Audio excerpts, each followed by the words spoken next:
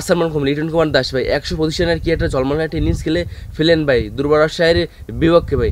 লিটন কুমার দাস এখন ভাই champions trophy থেকে সুযোগ পাবে ভাই, আপনাদের কি মনে হচ্ছে ভাই? দেখুন ভাই টানা ভাই 2টা ম্যাচে ভাই কি একটা কামব্যাক করলো ভাই লিটন কুমার দাস ভাই। দীর্ঘদিন পর ভাই পারফর্মে ফিরে গেছেন ভাই লিটন কুমার দাস ভাই। লিটন কুমার দাসকে ভাই চ্যাম্পিয়ন্স ট্রফিতে রাখা হয় না কেন ভাই?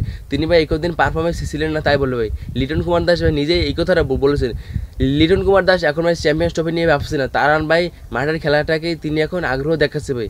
তিনি বলছে আমি এখন চ্যাম্পিয়ন্স ট্রফি নিয়ে কিছু ভাবছি না, আমি আবার এখন বিপিএলটাকেই ফোকাস দিয়েছি।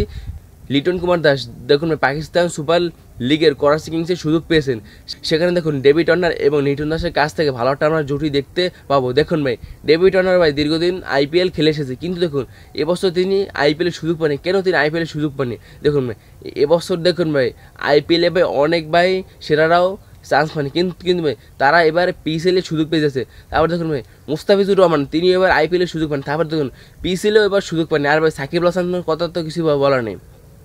সাকিব আল হাসান এই ভাই 2025 সালটা একটা ভাই ব্যাড লাক সময় ভাই, তিনি ভাই চ্যাম্পিয়ন্স ট্রফি, আইপিএল, পিসিএল, তারপর দেখুন বাংলাদেশ কোনো টুর্নামেন্টে সুযোগ পাচ্ছে না। সাকিব আল হাসানের জন্য আমার অনেক কষ্ট হচ্ছে, আমি সাকিব আল হাসানের একজন বড় ফ্যান।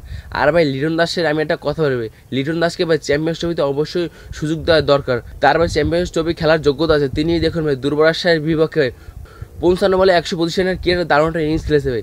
তার খেলা দেখে এখন সবাই অবাক হয়ে গেছে। লিটন দাসের জন্য শুভকামনা রইল, তিনি জানি চ্যাম্পিয়ন্স ট্রফিতে জানি সুযোগ পায়।